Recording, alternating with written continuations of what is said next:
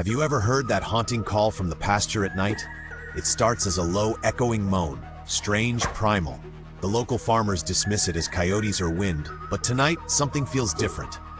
The cattle gather, restless, eyes wide and white in the dark.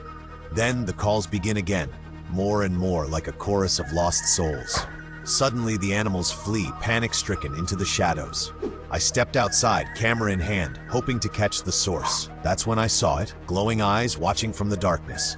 The sound stopped, silence fell, and I realized too late, those weren't just sounds. They were summoned. And whatever is calling, it's not done yet.